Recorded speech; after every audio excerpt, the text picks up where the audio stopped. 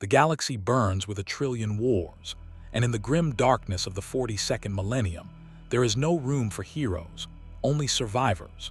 The Great Rift tears reality itself apart, spilling the nightmares of the warp across a billion worlds where humanity clings to existence through faith in a corpse, God, and the promise that suffering today prevents extinction tomorrow.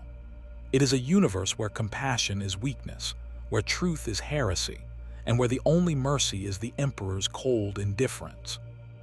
Into this nightmare fell a champion of a different age, from a dimension where God still walked among mortals and justice meant something beyond survival. She would learn that in the 41st millennium, even divine warriors are merely meat for the grinder. The warp storm screamed across the Fenris sector like a wound in space, violet and crimson energies boiling where reality should be. On the ice world of Valdrmorn, Imperial Guard regiments dug into permafrost trenches, waiting for whatever fresh hell the immaterium would birth. Commissar Eisenhart watched the storm through magnoculars, his bolt pistol ready to execute the first soldier who broke. They always broke when the warp came. Then she fell from the sky. Diana of Themyscira hit the frozen ground with force that shattered ice for 50 meters in every direction. She rose from the crater wreathed in crackling energy that tasted wrong to every psyker within 100 kilometers. Not the warp's corruption, but something older, cleaner, fundamentally incompatible with this universe's screaming madness. Her armor, bronze and crimson, should have been ceremonial foolishness in a galaxy of ceramite and adamantium. Instead, it turned aside the first Laws rounds fired by panicking guardsmen with contemptuous ease.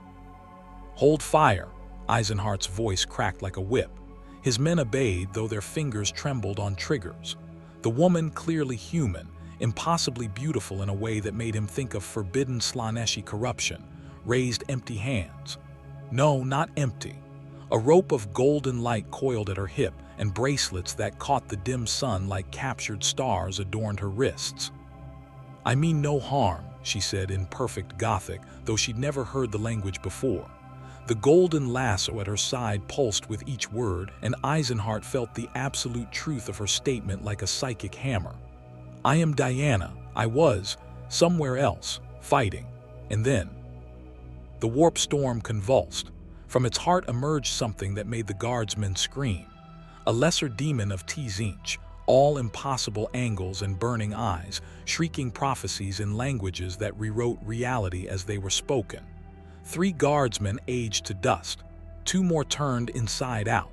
Eisenhart raised his bolt pistol, knowing it was futile. Diana moved. She crossed 30 meters in a heartbeat, faster than the demon could twist space.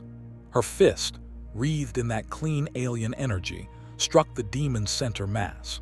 The creature exploded into warp stuff that screamed as it dissipated, unable to maintain coherence against whatever divine power the woman carried. The remaining energy of her blow carved a trench through the ice that glowed with heat. Silence, the guardsman stared. Eisenhart's hand shook as he lowered his pistol. "What are you?" he whispered. Diana looked at her hands, at the destroyed demon's fatting essence, at the terrified mortal soldiers in their crude armor. "I don't know anymore. Where am I? What world is this?" Valdrmorn, Fenris sector, Imperium of Man, Segmentum Obscurus. Eisenhart's training reasserted itself. "And you're under arrest for unsanctioned psychic manifestation and possible demonic taint. If you resist, my men will die killing you, but kill you they will." Diana's eyes, still too kind for this galaxy, swept across the 100 lasguns now aimed at her center mass. She could break these men like pottery. They knew it. She knew they knew it. But something in Eisenhart's voice, the resigned acceptance of necessary sacrifice, gave her pause. "I will come peacefully," she said, "but tell me, what year is this? What age?" "The year of our Lord Emperor 2017 by Terran reckoning." Eisenhart gestured, and his men advanced with chains blessed by the ecclesiarchy. "Though I doubt that means anything to you, which?" Diana's blood ran cold. 40,000 years. 40,000 years beyond the world she knew. The gods she served, the Amazon sisters she loved, the man she'd fought beside, all dust for millennia upon millennia. She let them chain her, barely feeling the blessed iron. Around them, Valdrmorn's wind howled with a sound like distant wolves. The Inquisition will determine what you are, Eisenhart continued, almost gently. In this galaxy, even interrogation was mercy. Pray that you're useful. Pray harder that you're human. Diana said nothing. Through the storm above, she could feel something watching. Not the petty demon she destroyed, but something vast and ancient, pleased by her arrival. In the warp, 4 powers that called themselves gods had noticed a new piece on the board, a soul that burned with divine light untainted by their corruption. Korn saw a warrior of unmatched skill. Tzink saw plans within plans. Nurgle saw something that would despair beautifully. Slaanesh saw perfection to be corrupted. None of them saw what she truly was, an Amazon, trained since childhood to stand against tyranny, empowered by gods of truth and wisdom, unbreakable in her conviction that compassion and strength were not mutually exclusive. In a galaxy built on the lie that survival required monstrosity, Diana of Themyscira was a dangerous truth. The guardsmen marched her toward their command post, a prefabricated fortress of plasteel and faith. Ice crunched under her boots. The warp storm slowly collapsed, its purpose fulfilled. Somewhere in the void above, astropathic screams carried news of her arrival across the sector. The space wolves of Fenris would hear. The Inquisition would dispatch hunters. And deep in the warp, something wearing the skin of Norse prophecy began to laugh. If you want to see more characters enter different universes, hit that subscribe button and drop the name of a character and the universe you'd want to see them in down in the comments below. In the grim darkness of the far future, there is only war. Diana stood in chains before Commissar Eisenhart's command table, studying the maps with a warrior's eye. She recognized nothing, not the continent's shapes, not the stellar charts, not even the constellations. This wasn't just another world. This was another universe entirely, one where humanity had crawled into the stars and found only enemies waiting. Transport arrives in 6 hours, Eisenhart said, not looking at her. Inquisitor Kalen will determine your fate. He specializes in unusual cases. I've sent word ahead. You destroyed a Tzynkian demon with your bare hands. That buys you interrogation instead of summary execution. Count yourself blessed. Blessed, Diana repeated softly. She could break these chains, could break this entire fortress. But something stayed her hand. The same instinct that made her talk to villains before fighting them, the stubborn belief that understanding preceded justice. Commissar, what threatens this world? Why were your soldiers so afraid? Eisenhart finally met her eyes. What she saw there was worse than hatred or suspicion. It was exhaustion, the weariness of a man who'd seen too many worlds burn. The warp storm you fell through, it's been growing for 3 months. The astropaths scream about false gods rising and the wolf winter. Our augurs detect fleet movements beyond the storm, chaos warships, Fenrisian iconography twisted into blasphemy. The space wolves of Fenris sent a warning. A demon prince who calls himself. The Fellblade claims he'll bring Ragnarok to every world in this sector. He laughed bitterly. We have 2 undermanned guard regiments and prayers. Against that, you're either our salvation or the herald of our doom. Diana's warrior instincts crystallized the tactical situation instantly.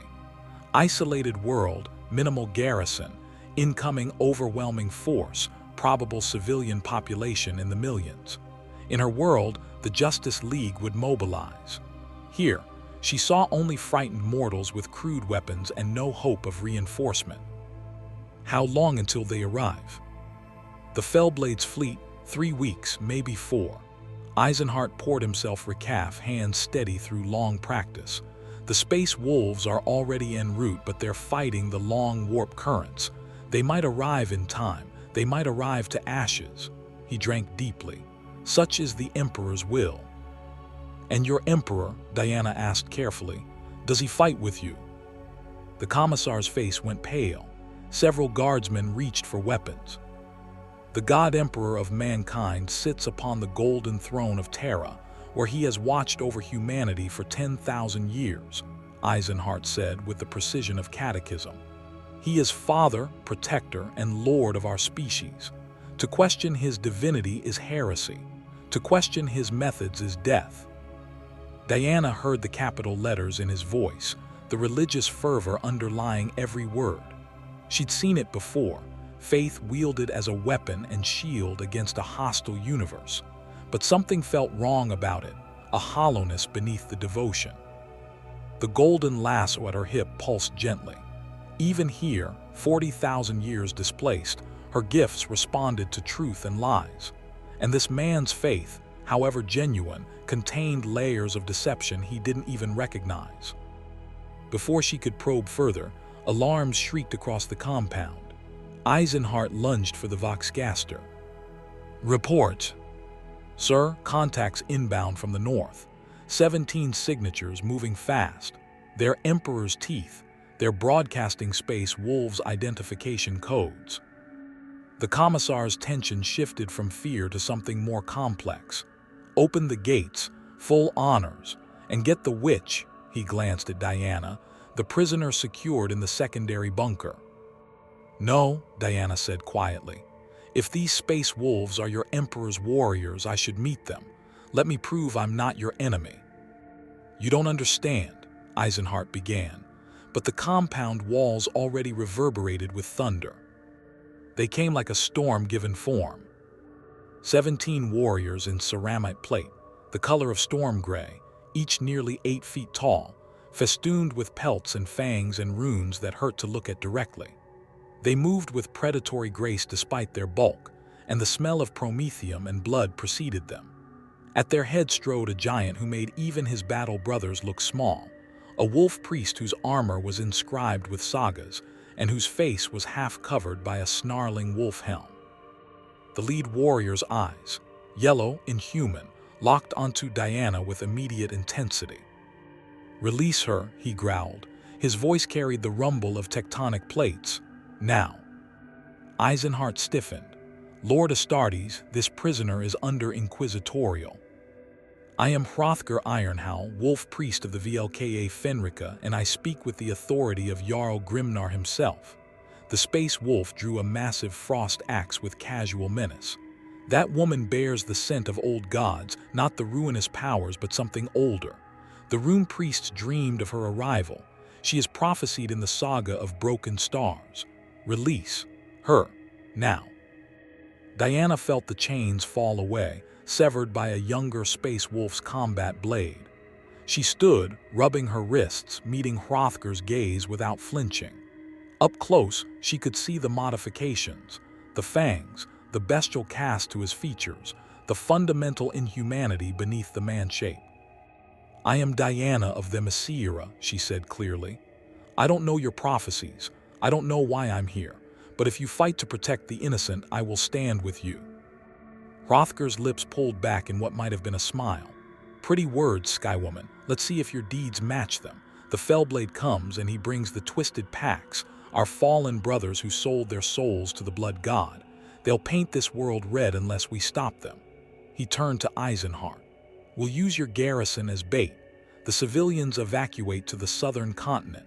My brothers and I make our stand here in the killing ground we choose. Your men will die buying time for the evacuation. This is not negotiable. Diana's hands clenched. There must be another way, a way that doesn't sacrifice. This is the 41st millennium, Skywoman, Hrothgar interrupted. There is no other way. There is only war and choosing which deaths matter most. His yellow eyes bored into hers. If you have power, use it. If you have wisdom, save it for after we've won. If you have mercy, he paused. Then you're already dead and just don't know it yet. The space wolves moved past her into the compound, commandeering it with casual authority. Eisenhart looked at Diana with something like pity. Welcome to the Imperium, he said softly, where heroes die screaming and the best you can hope for is that your death meant something. Diana watched the space wolves deploy, their efficiency brutal and absolute. She'd faced gods and monsters, tyrants and demons. But she'd never faced a universe where monstrosity was doctrine, where sacrifice was virtue, where the very concept of mercy was considered weakness. The golden lasso pulsed at her hip, warm and alive. In this galaxy of lies, she carried truth. The question was whether truth could survive where hope went to die. Above Valdrmorn, the warp storm coalesced into new patterns. The Fellblade's fleet drew closer, and in the immaterium, chaos gods placed their bets on how long the Amazon would remain uncorrupted. Not long, they whispered, never long. But Diana had weathered the lies of gods before, and she was far from broken. The space wolves transformed Eisenhart's compound into a fortress of fangs and fury within hours. Diana watched from the command tower as they worked, half-feral demigods who sang war songs while laying minefields and laughed as they calibrated artillery that could level city blocks. They were nothing like the heroes she'd known. Steve Rogers would have balked at their casual brutality. Bruce would have called them monsters. Clark would have tried to reason with them. But Diana was a warrior of Themyscira, trained by women who'd fought since the Age of Bronze, and she recognized these space wolves for what they were. Soldiers who'd seen so much horror that they'd carved joy from slaughter itself, lest the darkness consume them entirely. "You study us like specimens," Hrothgar said, appearing beside her with predatory silence. Up close, his scent was overwhelming, wet fur, old blood, and something electric that made her divine senses recoil. "We study you the same. The rune priests say you stink of the warp but carry no taint, that you're blessed by gods who died before mankind learned to fear the dark. Tell me, Sky Woman, what are you?" "I am an Amazon," Diana replied, meeting his yellow gaze. "Daughter of Hippolyta, champion of Themyscira, granted gifts by gods who valued truth and wisdom. I fought to protect the innocent, to stop tyrants too." "To lose," Hrothgar interrupted. His fangs showed in something too sharp to be a smile. "You were pulled from your world because you failed. Whatever battle you fought, you lost badly enough that reality itself ejected you." He leaned closer, inhaling deeply. "I smell desperation on you, grief. The warp feeds on such things, Sky Woman. It will whisper that it can send you home. It will lie." Diana's hand moved to the lasso instinctively. "I know the difference between truth and deception." "Do you?" Hrothgar gestured to the compound below, where guardsmen prepared to die. "Commissar Eisenhart believes the Emperor watches over him. He believes his sacrifice will matter.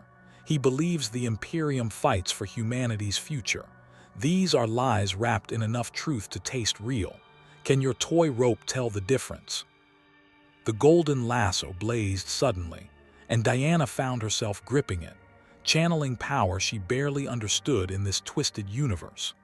The rope extended toward Hrothgar, glowing with light that made the Space Wolf's battle brothers reach for weapons. "Then answer truly, Wolf Priest," Diana said, her voice carrying the authority of Olympus itself. "Does your Emperor truly protect? Does he even still live?" Hrothgar's eyes widened as the lasso's compulsion seized him. His ceramite armor creaked as he fought against truth-telling, centuries of conditioning warring with divine mandate. When he spoke, his voice was strained, each word torn from him unwillingly. "The Emperor lives after a fashion. He sits on the golden throne kept alive by machines in the daily sacrifice of 1,000 psychers. He cannot move, cannot speak, cannot truly guide us, but his psychic presence, the astronomicon, it keeps the warp at bay. Without him, humanity would fall in days." Hrothgar's fangs ground together. "We believe because the alternative is extinction. Faith is a weapon, Sky Woman. The Emperor is the greatest weapon humanity has ever forged, and it doesn't matter if he loves us, only that he shields us from things worse than death." Diana released the lasso, shocked. The Space Wolf stumbled back, his brothers forming a protective circle around him, bolt pistols drawn. "What sorcery?" one began. "No sorcery," Hrothgar gasped, shaking his massive head like a hound clearing water. "Truth, pure, undiluted truth. By the All-Father's beard, that's what you carry, a weapon that forces honesty." he laughed, the sound bitter and amazed. In a galaxy built on necessary lies, you wield the one thing that could destroy everything. I don't understand, Diana said. You fight for a corpse, God who cannot even acknowledge your sacrifice. Why? How? Because the alternative is chaos, Hrothgar said simply. He pointed to the northern horizon, where the warp storm still flickered with sickly light. The Fellblade was once Jarl Mordenson of the Space Wolves, a hero who killed demon princes and saved 100 worlds. Then he listened to Khorne's whispers, believed he could use chaos's power without being corrupted. Now he's a thing that wears his skin and leads our fallen brothers to slaughter worlds in the blood god's name. The wolf priest's voice dropped to a growl. Your gods gave you gifts, ours gave us only war. We are the Emperor's hounds unleashed against the dark, and when we die as wolves, teeth bared, enemies bleeding. Diana wanted to argue, to insist there had to be another way. But she'd seen the demon earlier, felt its wrongness, and she recognized the look in Hrothgar's eyes, the same look she'd seen in soldiers' faces during the Great War, men who'd stared into hell and came back knowing that some evils couldn't be reasoned with, only fought. Then I will fight beside you, she said, but I will not sacrifice innocents needlessly, if there's a way to save the civilians and defeat this Fellblade. There isn't, a new voice interrupted. All eyes turned to the compound entrance. A figure in crimson power armor strode through the gates, flanked by a retinue of servoskulls and heavily armed stormtroopers. His face was augmented with cybernetic enhancements, and his eyes, one biological, one mechanical, swept the scene with cold calculation. The inquisitorial seal on his armor made even the space wolves tense. Inquisitor Kalen, Hrothgar said, the words carrying an edge of threat. You're far from your usual hunting grounds. The Ordo Hereticus goes where heresy festers, wolf priest, Kalen replied, his gaze fixed on Diana with the intensity of a specimen under glass. And I received reports of an unknown psyker manifesting unprecedented abilities. I came to investigate. Instead, I find. He circled Diana slowly, his servoskulls chittering as they scanned her. Fascinating. Your genetic structure is baseline human, but you carry no warp signature. The energy you radiate is other, pre-imperial. Perhaps pre-human. I am not your specimen, Diana said coldly. I am an ally. You are what I determine you to be, Kalen corrected. The Imperium has stood for 10,000 years by destroying anything we don't understand. You manifest powers outside the warp.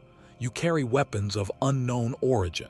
You claim to serve truth in a galaxy where truth is heresy more often than not. He raised a hand, and his stormtroopers leveled hellguns at her. Give me one reason I shouldn't execute you as a potential chaos corruption vector. Hrothgar stepped between them, frost axe in hand. The rune priests prophesied her arrival, Inquisitor. She is part of the saga. Kill her and you doom Valdrmorn. Prophecy, Kalen sneered. The space wolves cling to superstition like primitives. Very well, I'll allow her to live until after the battle. If she aids in the Fellblade's defeat, I'll consider leniency. If she shows any sign of taint. His augmetic eye word focusing on Diana. I've killed saints before, stranger. Don't make me add goddess to that list. Diana's hands clenched.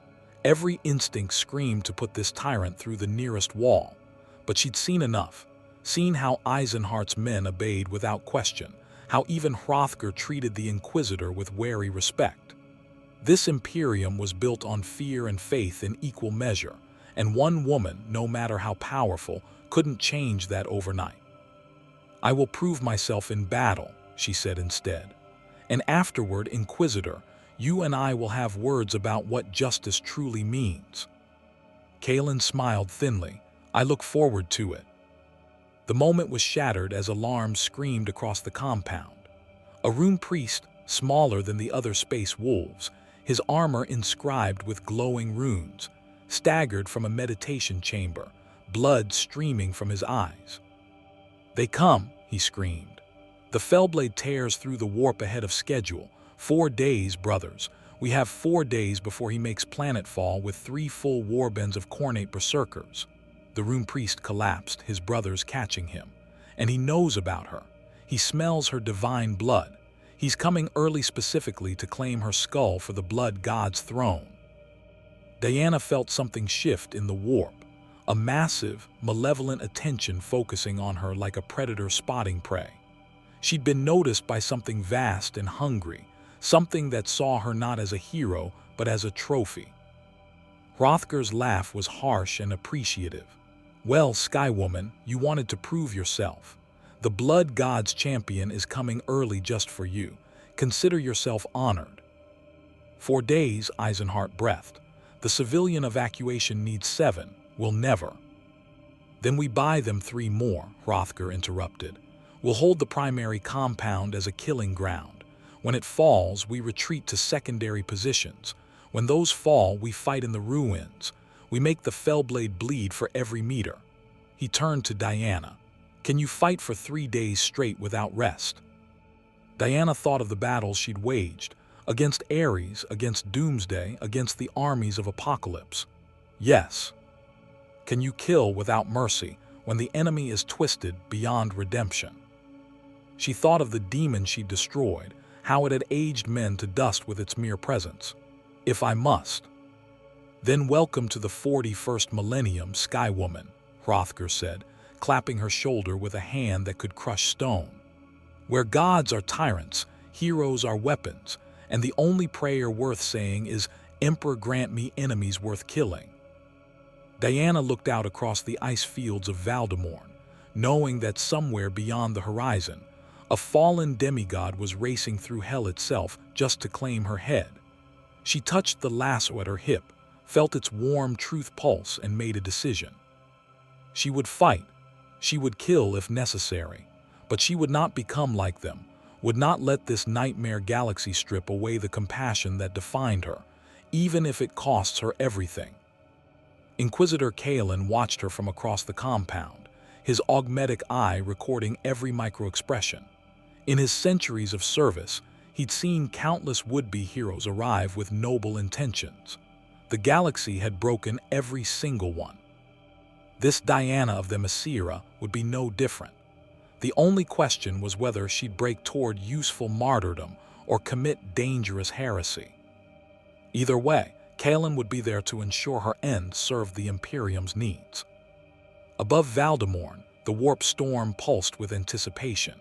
In the Immaterium, the Fellblade sharpened axes forged from his fallen brother's bones and dreamed of divine blood painting snow red. Khorne's laughter echoed through the reaming void. The game had begun, and Diana didn't even know the rules yet. The compound transformed into a charnel house of preparation over the next 72 hours. Diana worked alongside the Space Wolves and Imperial Guard, learning the brutal mathematics of 41st millennium warfare. Every mine they laid meant civilians had 3 more minutes to evacuate. Every bunker they reinforced would cost the enemy a dozen lives. Every kill zone they established was measured in acceptable casualties versus maximum enemy attrition. It made her sick. It also made terrible sense. "You're thinking too much," Hrothgar said, watching her help guardsmen position autocannons. She'd lifted a weapon emplacement that required 6 men and a crane, placing it with perfect precision. The soldiers stared at her with the same mixture of awe and terror they reserved for the Space Wolves. Combat is simple. Identify the enemy, kill the enemy, repeat until you're dead or victorious. "That's not combat," Diana replied, adjusting the firing arc. "That's slaughter." "Yes," the Wolf Priest agreed without shame. "The Fellblade brings 1,200 Khornate berserkers, world eaters and fallen space wolves who have sold their souls for the ecstasy of endless violence. They'll wade through fire that melts steel. They'll laugh as bullets tear them apart. They'll kill until nothing lives or until they're finally destroyed." He offered her a data slate showing pick captures from previous Fellblade raids. Diana wished she hadn't looked. Bodies, thousands of them.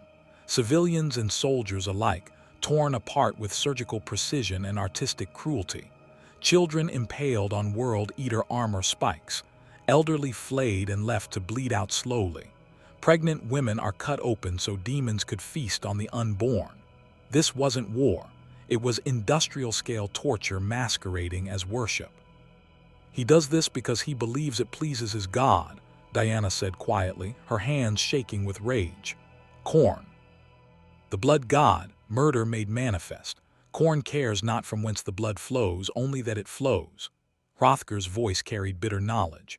Mordenson was my battle brother once.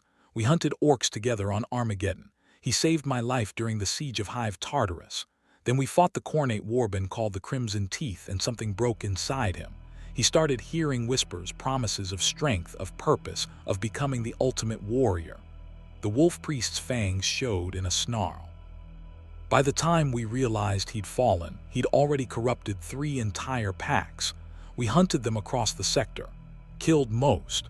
Mordenson escaped into the Eye of Terror and emerged years later as the Fellblade, a demon prince wearing my brother's face. Diana absorbed this, her warrior's mind analyzing the psychological warfare component. He's not coming just for me. He's coming to hurt you specifically, to prove Chaos's superiority by corrupting or killing what you value. Clever Skywoman, Hrothgar acknowledged. And you're what I value right now, a potential weapon against the ruinous powers. Your divine energy burns clean. Demons cannot corrupt it. That makes you the most dangerous thing in this sector to Chaos. He leaned closer, voice dropping. It also makes you the most valuable. The Fellblade will try to claim you for Khorne. Inquisitor Kaelin will try to weaponize you for the Imperium. The other Chaos gods will send their own champions to recruit or destroy you. Everyone will use you, Diana. The only question is whether you choose your masters or they choose you. Before she could respond, Commissar Eisenhardt approached, his face ashen. Lord Astartes, we have a situation. One of the evacuation transports. It's refusing to leave. Then shoot the pilot and replace him, Hrothgar said dismissively. It's not the pilot, my lord. It's the passengers. 3,000 civilians, mostly clergy from the Cathedral of the Emperor's Light. They say leaving is cowardice. That faith will protect them, that the God Emperor will deliver them from the heretics. Diana saw Hrothgar's jaw clench, the ceramite of his armor creaking. Take me to them. The cathedral dominated Valdrmorn's primary settlement, a Gothic monstrosity of blackened stone and stained glass depicting the Emperor in various aspects of terrible glory. 3,000 civilians packed the nave, kneeling in prayer while a red-robed priest howled litanies from the pulpit. Diana felt the desperation rolling off them in waves, not calm faith, but terrified hope clinging to dogma because reality was too horrible to face. Citizens of the Imperium, Hrothgar's amplified voice boomed through the cathedral. I am Wolf Priest Hrothgar Ironhowl, servant of the Emperor's Angels of Death. You have been ordered to evacuate. This is not negotiable. The priest, an ancient man whose face was more scar tissue than skin, raised his crosier staff defiantly. We recognize no authority but the God Emperor's. You space wolves are barely civilized savages, tolerated only because of your usefulness. These people will not abandon the Emperor's house to heretics. Diana watched Hrothgar's restraint fracture. The space wolf crossed the cathedral in massive strides, grabbed the priest by his robes, and lifted him off the ground with one hand. Listen carefully, priest, Hrothgar snarled, his voice dropping to something subharmonic and terrifying. In 48 hours, 1,200 Khornate berserkers will arrive. They will tear through our defenses like tissue paper. They will reach this cathedral, and they will spend hours killing everyone inside it in ways that make demons weep with jealousy. He brought the priest closer, yellow eyes blazing. Your faith will not stop their axes. Your prayers will not turn aside their chain blades. And the Emperor, distant, dying and drowning in his own necessity, will not intervene. He never does. The priest spat in Hrothgar's face. Heresy, the God Emperor protects. Diana saw the space wolf's control snap. Hrothgar drew his bolt pistol, pressed it to the priest's skull, and the golden lasso wrapped around his wrist. Hrothgar froze, feeling the compulsion settle over him like a physical weight. Diana stood at the other end of the lasso, her face set in hard lines. "Put him down." For a moment, the entire cathedral held its breath. A baseline human woman commanding a space wolf. It should have been absurd. It should have gotten her killed. Instead, Hrothgar slowly lowered the priest to the ground, his movements jerky and resistant. When Diana released the lasso, he whirled on her with rage that made civilians scream. "You dare!" "I dare," Diana interrupted, stepping between Hrothgar and the priest, "because executing him proves nothing except that might makes right, the same philosophy your chaos enemies follow." She turned to the assembled civilians, and her voice carried the authority she'd used addressing the United Nations, the Justice League, the gods themselves. "I am Diana of Themyscira. I know you don't know me. I know you have no reason to trust me. But I have fought gods and monsters, tyrants and demons, and I tell you this truth.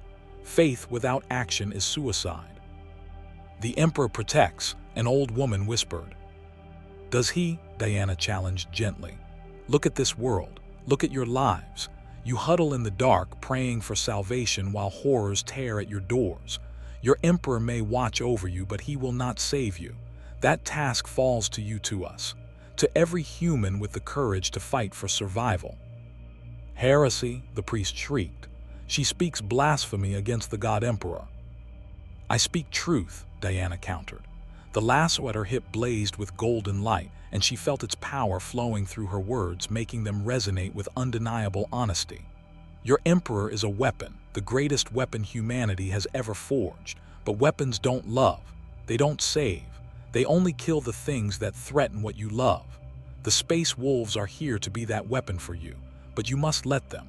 You must evacuate so they can fight without worrying about your safety." The old woman who'd spoken stood slowly, her aged joints creaking. "How can we know you speak true, stranger?" Diana uncoiled the lasso fully, letting its light fill the cathedral. "This is the lasso of truth, forged by the god Hephaestus, blessed by the goddess Hestia. It compels honesty from all it touches. Take it. Ask me anything, and I cannot lie." The old woman shuffled forward, ancient hands trembling as they touched the golden rope. "Do you believe the Emperor loves us?" Diana felt the compulsion settle over her, dragging truth from her core. "I believe your Emperor was once a man who loved humanity enough to sacrifice everything, including his own humanity, to save it. I believe he sits on a throne of agony, burning himself away to keep the darkness at bay. But love, active, present love that values individual lives, no, that died 10,000 years ago if it ever truly existed." The words hurt to say, but the lasso gave her no choice. "What remains is duty, and duty is enough if you make it enough." Silence. Then the priest screamed, "Heretic! She admits the Emperor is not divine, she." "Shut up," the old woman said quietly. The priest sputtered into silence, shocked by the defiance. The woman looked at Diana with eyes that had seen too much suffering to believe comfortable lies anymore. "You fight for us, you who owe us nothing." "I fight for those who cannot fight for themselves," Diana said simply. "It's what I was made for." The old woman nodded slowly. Then she turned to the crowd. "My son died in the Imperial Guard. My husband died in the Manufactorums. My daughter died giving birth to a child the Administratum took for the Scholastica Progenium." Her voice cracked but didn't break. "The Emperor took everything from me, but he kept me alive. And this stranger, this Diana, offers me a chance to keep living to spite the darkness one more day." She released the lasso. "I will evacuate." The crowd stirred. Murmurs rippled through the cathedral. The priest tried to rally them, but doubt had taken root. One by one, civilians stood. Not all of them, perhaps half, but half of 3,000 was 1,500 souls saved. The priest lunged at Diana with his crozier staff, circuits crackling with power. She caught it with one hand, stopping the blow that could shatter ceramic. For a moment, they stood frozen. Baseline human clergy versus demigod warrior. "Your faith has made you brave," Diana said softly. "But bravery without wisdom is just another word for waste. Stay if you must. Die if you must. But don't take these people with you into martyrdom they didn't choose." She released the staff.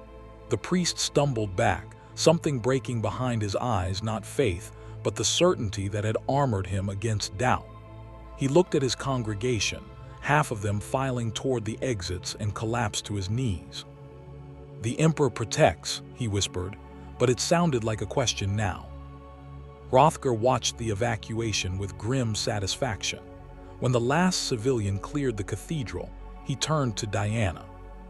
"You just committed heresy in front of 3,000 witnesses," he said conversationally. "Kaelin will have you executed for questioning the Emperor's divinity." "Let him try," Diana replied. She was exhausted, not physically but spiritually. This galaxy ground at her soul with every interaction. "I won't lie to people facing death, not even to save myself." "That'll get you killed," Hrothgar observed, "probably within a week." "Then I'll die honest." Wolf Priest laughed, a genuine sound of surprised respect. "You're completely insane, Skywoman. I'm starting to like you." His expression hardened. "But liking you won't stop me from killing you if you're corrupted. Remember that when the Fellblade arrives. He'll whisper promises, power to return home, strength to change this galaxy, the chance to save everyone. And you'll be tempted because you're a hero, and heroes always think they can save everyone." He gripped her shoulder with surprising gentleness. "You can't. Not here. The best you can do is choose which few to save and kill everything else." Diana said nothing, because part of her feared he was right. Above Valdrmorn, the warp storm collapsed suddenly, like a wound sealing. The Fellblade had arrived early, not in 4 days, but in 4 hours. Across the compound, alarms screamed. Space wolves howled, and Diana felt something vast and hungry focus entirely on her divine soul. The war for Valdrmorn had begun, and she still didn't understand the rules. They came from the sky, as falling stars dipped in blood. Drop pods slammed into Valdrmorn's frozen surface, with kinetic force that registered on seismic monitors 300 kilometers away. Each pod disgorged 8 Chaos Space Marines, world eaters in crimson armor decorated with brass and screaming faces. Fallen space wolves whose gray ceramite now wept blood from cornate runes carved into the very metal. They howled as they charged, a sound that transcended mere biology and became something the warp itself amplified. Rage given voice, murder given form. Diana stood on the compound's forward wall beside Hrothgar, watching 1,200 traders advance across the ice fields in a tide of red and brass. They didn't take cover, didn't use tactics. They simply ran, chain axes revving, bolt pistols barking, voices screaming litanies to the blood god that made reality shudder. Blood for the blood god, skulls for the skull throne. The Imperial Guard opened fire first. 100 autocannons spoke in mechanical thunder, joined by las cannons that could punch through tank armor. Traders exploded into component atoms, vaporized by weapons that could level buildings. Others fell with limbs missing, torsos cratered, helmets shattered. They kept coming. The wounded ones crawled when they couldn't run, dragging themselves forward with single arms, biting at the ice with fanged helms, utterly heedless of pain or survival. Diana watched one World Eater lose both legs to a direct las cannon hit, and still he pulled himself forward on his hands, laughing, until a space wolf mercy shot ended him. Emperor's teeth, Eisenhart breathed beside her, his bolt pistol trembling in white-knuckled hands. "They're not human anymore." "They never were," Hrothgar corrected. "Space Marines are weapons wearing human skin. Chaos just removes the pretense." He raised his frost axe, power field crackling. "Brothers, show these traitor dogs what true wolves do to rabid hounds. 4 RUSS and the ALLFATHER." The space wolves leaped from the walls. Diana had seen superhumans fight before. Clark's controlled power, Diana's own Amazonian precision, even Ares' divine fury. This was different. This was warfare stripped of everything except the pure calculus of violence. Hrothgar's frost axe carved through a World Eater's torso and froze the surrounding air solid. Another space wolf drove his chainsword through a traitor's skull and fired his bolt pistol point-blank into a second enemy's chest simultaneously. They fought with the efficiency of machinery and the savagery of beasts, every motion wasted on killing. And they were losing. For every traitor that fell, 3 more surged forward. The Khornate berserkers had numbers and something worse, absolute fearlessness purchased with their souls. Diana saw a World Eater take a cracked grenade to the chest, his armor breached and ribs exposed. Yet he still tackled a space wolf and tore at his helmet with bare hands before Hrothgar decapitated him. "Diana," Eisenhart screamed, "we need you down there." She'd been waiting for this, had promised herself she'd only kill when necessary. Looking at the tide of chaos-corrupted monstrosities slaughtering her allies, Diana realized that the moment had come. She drew the lasso of truth and leaped. The fall should have shattered her legs. Instead, she landed in a 3-point crouch that cratered ice-golden energy crackling around her form. A World Eater swung his chain axe at her skull. Diana caught the weapon with her bracers, the blessed metal of her vambraces turning aside the screaming teeth. She snapped the lasso forward, and it coiled around the traitor's neck. "Tell me true," she commanded, power flowing through her words. "Can you be redeemed?" The World Eater's eyes, yellow and insane behind his helm, bulged as the compulsion seized him. When he spoke, his voice was layered with something not quite human. "Redemption is weakness Khorne offers, strength, blood, slaughter without end," he laughed, the sound bubbling with madness. "I am free of doubt, of mercy, of everything that makes flesh weak." Diana saw the truth in his corrupted soul. There was nothing left to save. The man he'd been had been devoured from within, replaced by a demon fragment that wore his body like a suit. She twisted the lasso, and divine energy surged through it, not killing but banishing. The World Eater shrieked as the demon taint burned away, leaving only a corpse that collapsed, finally at peace. "Interesting," a new voice said. Diana spun. Standing 20 meters away, surrounded by a ring of his own berserkers who held formation despite their rage, was the Fellblade. He'd been Space Wolf once. She could see it in his build, in the wolf motif still visible beneath the chaos corruption. But where Hrothgar retained some humanity beneath his modifications, the Fellblade had become something else entirely. His armor wept blood from every joint. His face was a patchwork of scars and brass studs driven directly into bone. His eyes burned with firelight that came from within, and when he smiled, she counted 3 rows of fangs. "I, woman," he said, his voice like grinding glass. "The prophesied one, the avatar of truth in a galaxy of lies." He hefted twin chain axes, each longer than Diana was tall, their teeth stained with blood that never dried. "I am the Fellblade, once called Mordenson, now champion of Khorne. I have slaughtered millions. I have drunk the blood of saints and eaten the hearts of heroes. I have carved the blood god's name into the surface of moons." He pointed one axe at her. "And you will be my masterpiece." Diana raised her hands, combat stance shifting to defensive posture. Around them, the battle continued, space wolves and World Eaters killing each other with industrial efficiency. But here, in this eye of slaughter, it was just warrior versus warrior. "I don't want to kill you," Diana said, knowing how futile the words were. The Fellblade laughed, and the sound made ice crack. "You cannot kill me, little goddess. I died years ago. What stands before you is something better, something eternal. I have transcended weakness, fear, and doubt. I am becoming murder incarnate."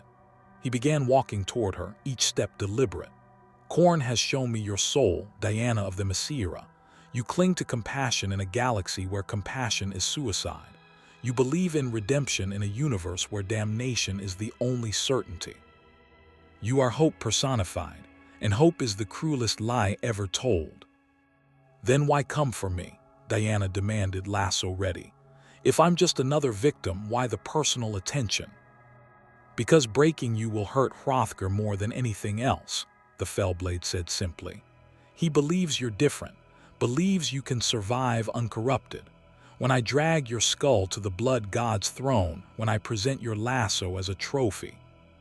When I describe how you begged and wept and finally embraced Khorne in your final moments, it will shatter his last illusion that anything in this galaxy can remain pure. His smile widened. You're not a warrior to me, Sky Woman. You're a message, and I'm going to write it in your entrails. He charged. The Fellblade moved with speed that shouldn't exist in something his size. His axes blurred, striking from impossible angles, each blow carrying force that could cleave tanks. Diana's bracers rang like bells as she deflected strike after strike, divine metal holding against chaos-forged blades. She spun inside his guard and drove her fist into his chest with strength that had staggered Darkseid. The Fellblade laughed and backhanded her across the ice field. Diana tumbled, leaving a trench 50 meters long before she arrested her momentum. Blood filled her mouth, her own blood, first time in years. The Fellblade hadn't just hit her, he'd hurt her. Through armor blessed by Hephaestus, through skin tougher than steel, through divine resilience that had withstood gods. Yes, the Fellblade roared, his berserkers howling in sympathetic ecstasy. Finally, a fight, a real fight. He was on her again, axes whistling. I've killed demons and heroes, monsters and angels, and they all died too quickly. But you might last minutes, glorious. Diana caught one axe with the lasso, the golden rope wrapping around the blade. She yanked, using the Fellblade's momentum against him. It should have worked. Instead, he released the axe and lunged forward with his free hand, grabbing her throat. Truth, he whispered, lifting her off the ground. You want truth, little goddess. Here's the truth. Your compassion will kill everyone in this world. Your mercy will doom them all. Because while you hesitate, while you try to redeem the irredeemable, we kill and kill and kill. His grip tightened, ceramite fingers crushing. The only truth in this galaxy is that violence wins, always, forever. Diana's vision darkened. The lasso still connected them, its compulsion forcing honesty. She felt his soul, not the demon taint, but the core of what had been Mordenson. Buried deep, screaming, trapped in a prison of his own making. You're lying, she gasped. The Fellblade's eyes widened. What? The lasso compels truth. Diana forced the words out despite her crushed windpipe. You believe. What you're saying is true, but beneath it, there's doubt. She grabbed his wrist with both hands, channeling every ounce of divine power through the lasso still coiled around them both. Show me the real you. Golden light exploded. The Fellblade screamed, not in rage but in agony. The lasso burned through layers of chaos corruption, demon taint, cornate blessings, stripping away everything false until only the core remained. For one crystalline instant, Diana saw Jarl Mordenson as he'd been. A space wolf who'd loved his brothers, who'd fought to protect the innocent, who'd made one terrible mistake and been consumed by it. Help me, Mordenson's voice whispered through the Fellblade's throat. Please, I'm still here, still screaming. Can't make it. Stop. Then Khorne's presence descended like a hammer. Reality cracked. Blood rained from a clear sky. The air itself screamed with rage that transcended sound and became pure concept. Diana felt something vast and terrible turn its attention toward her, the blood god himself, noticing that one of his champions was being challenged on a metaphysical level. The Fellblade's hand released her throat. She fell, gasping, as the Chaos champion staggered back. His armor split, brass and bone erupting from within as his body reshaped itself. When he spoke again, his voice was layered with thousands of screaming souls. You dare touch our champion with your purity. You dare show HIM weakness. KHORNE is eternal. Rage is eternal. You are just meat. The entity that had been the Fellblade grew. 8 feet became 10. 10 became 12. Horns erupted from his skull. His axes fused to his hands, becoming part of him. He had transcended Demon Prince and become something worse, a direct avatar of Khorne's will, empowered by the blood god's personal attention. Hrothgar appeared at Diana's side, hauling her to her feet. Run. I don't run, Diana said, spitting blood. Then you die, Hrothgar growled. That's not the Fellblade anymore. That's Khorne wearing his skin. Nothing in this sector can kill that except orbital bombardment, and we don't have ships in position. Diana looked at the Avatar, at the space wolves dying around them, at the guardsmen being slaughtered on the walls. Every tactical instinct screamed that Hrothgar was right. This wasn't a battle she could win. Not here. Not now. But retreating meant abandoning everyone still fighting. Meant accepting that violence truly was the only answer. Meant the first step toward becoming what this galaxy wanted her to be. There has to be another way, she whispered. There isn't, Hrothgar said, and his voice held the bitter knowledge of 10,000 years of necessary evils. Welcome to the 41st millennium, Skywoman, where every choice is between bad and worse, and the best you can hope for is dying well. The Khorne Avatar roared and charged, bringing hell with him. Diana made her choice in the space between heartbeats. She couldn't win, couldn't save everyone, couldn't redeem the irredeemable or stop the tide of slaughter alone, but she could buy time. She could stand between the monster and the people she'd sworn to protect, even if those people were strangers in a nightmare galaxy that had forgotten what heroes were. Get them out, she told Hrothgar, her voice steady despite the blood in her mouth. The guardsmen, the remaining civilians, everyone, I'll hold him. You'll die, Hrothgar said flatly. Then I'll die standing. Diana's hands clenched into fists, golden energy crackling around them as she drew on reserves she'd never had to tap before. I've faced gods before, Wolf Priest. I've stared down Ares at the height of his power. I've fought beside Superman against Darkseid. I don't know if I can beat this thing, but I can slow it down. That's enough. Hrothgar stared at her for a long moment. Then he nodded once, respect bleeding through his bestial features. You fight like a wolf, Skywoman. When you fall, we'll remember you in the sagas. He howled to his brothers, the sound cutting through even the battle's chaos. Fall back, fighting retreat, make for the secondary positions. The space wolves moved with brutal efficiency, extracting themselves from combat, covering each other's withdrawal. The guardsmen followed, those still alive dragging wounded comrades through trenches slick with blood and oil. Diana watched them go, watched Commissar Eisenhart glance back at her with something like anguish before duty turned him away. Then she was alone with the Avatar. The thing that had been the Fellblade circled her like a predator, its form still shifting, flesh and brass, muscle and demon stuff, rage given physical form. When it spoke, the words bypassed sound entirely and carved themselves directly into her consciousness.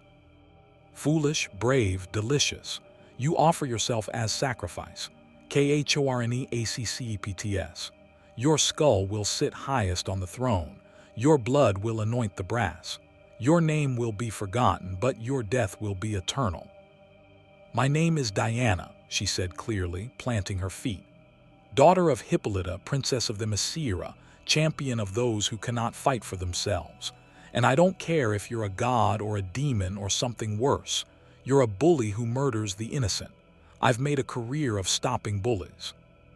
The Avatar laughed and reality cracked. We are not a bully. We are inevitable. We are what you will become. Already you have killed. Already you have accepted that mercy is weakness.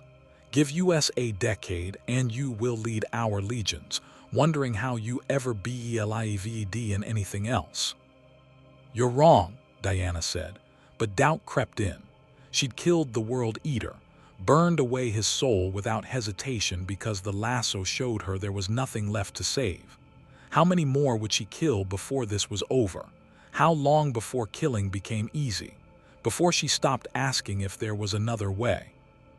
No, we are truth. The only truth this galaxy knows. The Avatar struck. Diana barely raised her bracers in time. The impact sent shockwaves that shattered ice for 100 meters. She slid backward, boots carving trenches, arms screaming from absorbing the force that could level city blocks. The Avatar didn't relent, it came again, each strike a hammer blow of divine fury, each movement precise despite its bestial appearance. Diana fought back with everything she had. She wove between blows too fast for mortal eyes to follow, struck pressure points that would kill baseline humans, and targeted joints and weak spots with Amazon precision. Nothing worked. The Avatar absorbed her strikes and returned them threefold. Her armor cracked, ribs broke, blood poured from a dozen wounds. And still she stood. "Why?" the Avatar demanded, genuine confusion bleeding through its rage. "Why do you persist? You cannot win. You cannot save them. You cannot even save yourself. Surrender. Embrace the blood god. End the pain." Diana spat blood and smiled through split lips. Because someone has to stand, even if it's futile, even if no one remembers, someone has to say no. She snapped the lasso of truth forward, not to bind but to strike. The golden rope blazed with light that came from dimensions beyond the warp, from the forge of Hephaestus and the blessing of Hestia, from concepts of truth and home that predated humanity's fall into darkness. It wrapped around the Avatar's arm and burned. The Avatar screamed, genuinely hurt for the first time. Where the lasso touched, chaos corruption boiled away, not completely, not permanently, but enough to show that even Korn's power had limits. Even gods could bleed. Impossible. Nothing in this galaxy can harm Khorn's essence. "I'm not from this galaxy," Diana gasped. She pulled, using the lasso's connection to channel more power. Her divine heritage, dormant and half-forgotten in this reality-forsaken dimension, surged to life. Zeus's lightning, Hera's authority, Athena's wisdom. They were faint here, separated from their source by 40,000 years and dimensional barriers, but they were enough. The Avatar's form destabilized. The Fellblade's original shape flickered underneath the demon stuff, Mordensen's face visible for an instant. Diana saw her opening. "Mordensen," she shouted, pouring truth compulsion through the lasso. "You're still in there. Fight. Remember who you were. Remember why you became a space wolf." "No," the Avatar roared, but cracks appeared in its certainty. "We are one, we are." "You're a prisoner," Diana interrupted. "A slave wearing chains you call freedom. Korn promised you strength but gave you only hunger, promised you purpose but gave you only rage. You're not free, Mordensen. You're the most enslaved being I've ever seen." The Avatar's attacks became erratic. For the first time, hesitation entered its movements. Diana pressed her advantage, not physically but metaphysically, using the lasso to drag truth into a soul that had drowned in lies. "You loved your brothers," she continued, dodging a wild strike. "You fought to protect innocence. You believed in something beyond just killing. That man is still in there, screaming, begging to be free. I can hear him." "Lies." "The lasso compels truth," Diana said gently. "You know this, you feel it. And the truth is that you're terrified, not of dying, but of remembering. Because if you remember who you were, you'll have to face what you've become." The Avatar froze. For one eternal moment, suspended between heartbeats, Diana saw both beings occupying the same space, the Khornate champion and the space wolf he'd been. Mordensen's face, twisted in agony, overlaying the demon's snarl. Yellow eyes flickering between rage red and humanity gold. "Help me," Mordensen's voice, barely a whisper beneath the demon's roar. Diana reached out slowly, her hand trembling. "I will, I promise, just..." Reality exploded. Not metaphorically, literally. The air split with a crack like worlds colliding, and something massive translated from the warp directly into real space. A ship, no, a cathedral ship, miles of Gothic architecture bristling with weapons that could crack planets. Its hull bore the Aquila, the inquisitorial seal, and chapter markings she didn't recognize. Inquisitor Kaelin's voice boomed across every Vox channel. "Target acquired. Cyclonic torpedoes armed. Cleansing fire authorized. The Emperor PROTCTS." Diana's blood went cold. No. The Avatar's form solidified instantly, Mortensen's flicker of consciousness crushed as Korn reasserted control. Yes, better to burn the world than let you redeem our champion. The Imperium UNDERSTANDS. There is only war. Hrothgar's voice crackled over the Vox speed Diana had been given. Diana, get clear. Kaelin's going to sterilize the entire continent. We have 60 seconds. There are still people down here, Diana screamed. Guardsmen holding the secondary positions, civilians who couldn't evacuate. I know, Hrothgar said, and his voice carried the weight of 10,000 years of necessary atrocities. Kaelin knows, we all know, and it doesn't matter. 60 seconds, Skywoman, make them count. Diana looked at the Avatar, at the ship above, at the ice fields littered with the dead and dying. Every instinct screamed to run, to save herself, to live to fight another day. That's what Batman would advise, what Superman would reluctantly agree with. But she was an Amazon. An Amazon didn't abandon the field while enemies remained. I can save him, she told Hrothgar. Give me 2 minutes, just 2. You have 30 seconds, Hrothgar interrupted. We're lifting off with everyone we can carry. If you're not aboard, you burn with the heretics. Those are my orders. The Avatar laughed. See, this is the Imperium. This is humanity's future. Burn the world to save it. Kill billions to preserve millions. Mercy is weakness. Compassion is heresy. We are KHORNE, but they are no different. They just pretend. Diana felt something break inside her. Not her spirit, never that. But her illusion was that this galaxy had heroes, that anyone here fought for anything beyond survival. The Imperium would burn worlds. Chaos would corrupt them. Xenos would devour them. And in between, people like her were just weapons to be expended. 20 seconds, Hrothgar warned. Diana grabbed the lasso with both hands and channeled everything she had left. Not to save Mortensen, she knew that was impossible now, but to do something, anything, to leave a mark that proved compassion existed even here. I see you, Jarl Mortensen, she said directly to the man buried inside the demon. I see what you were, what you could have been, and I'm sorry. I'm sorry this galaxy broke you. Sorry no one saved you. Sorry that sometimes there's no good choice and we have to live with that. The lasso blazed. But know this, you were more than Korn's puppet. You were a hero once, and heroes never truly die. The Avatar recoiled as if struck. For one instant, one beautiful, terrible instant, Mortensen's face emerged fully. He looked at Diana with ancient eyes and smiled through tears of blood. Thank you. Then Korn's will reasserted itself, and the champion lunged. Diana didn't fight back. She opened her arms and caught him, embracing the Avatar even as its claws tore into her back. The lasso wrapped around them both, binding them together.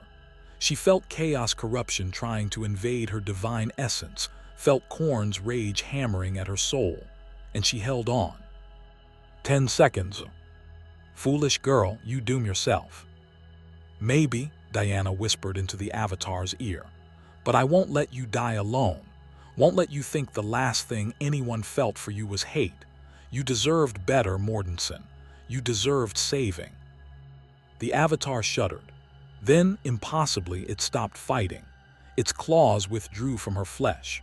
And for 5 precious seconds before the world burned, a chaos champion and a truth bringer stood together in the eye of slaughter, proving that even here, even now, connection was possible.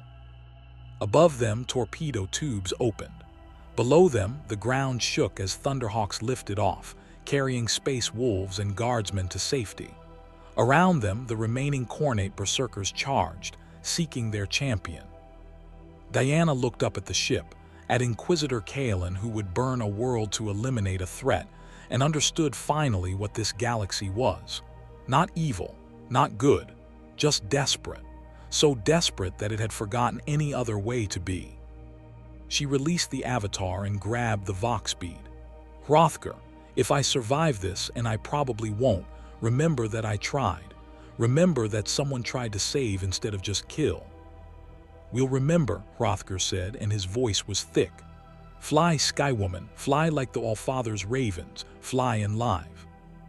Diana looked down at her boots, at the ice, at the fundamental impossibility of what needed to happen. She'd lost her connection to the Greek pantheon, had no aircraft, had no way to reach orbit before. The Avatar grabbed her suddenly, its massive hands encircling her waist. "You showed mercy. We will return it once." It threw her. Diana rocketed skyward with force that should have killed her, accelerated by Khorne's strength channeled for protection instead of slaughter. The ground receded. The Avatar shrank to a speck. She saw Thunderhawks struggling toward orbit, saw the inquisitorial vessel, saw the torpedoes launch. And she flew. Not gracefully, not controlled, but she flew, using will and divine heritage and sheer stubborn refusal to die here, in a galaxy that had already forgotten her name. She caught the landing strut of a Thunderhawk through sheer luck, hauling herself aboard as the craft's engine screamed. Behind her, Valdrmorn burned. The cyclonic torpedoes hit with the force of small suns. The continent cracked. The atmosphere ignited. Everything within 500 kilometers vaporized instantly. Khornate berserkers, the Avatar, the compound, all of it rendered to ash and memory. Diana watched through the Thunderhawk's viewport, tears streaming down her face, as a world died to stop one threat. "Efficient," Inquisitor Kaelin's voice crackled over the Vox. 1,200 heretics eliminated. Collateral damage, 4,000 Imperial citizens. Acceptable losses. Diana closed her eyes. Her body was broken, ribs cracked, back shredded, divine energy depleted. But worse was the soul-deep exhaustion of someone who'd given everything and saved so little. Hrothgar appeared in the Thunderhawk's hold, his armor scorched, his face grim. "You lived. Against all odds, you lived." "Did I save anyone?" Diana asked hollowly. "Anyone at all?" 1,500 civilians evacuated. 87 guardsmen survived. All 17 of my brothers made it off-world. Hrothgar sat beside her heavily. "Because you bought us time. Because you stood when anyone else would have run. You saved them, Diana of Themyscira. And killed 4,000 others by not moving fast enough." "No," Hrothgar said firmly. "Kaelin killed them. Chaos killed them. This galaxy killed them. You fought to save as many as you could. That's all anyone can do here." He placed a massive hand on her shoulder. "In the Imperium, we measure victory not by who lives, but by who doesn't have to die. You gave people a chance.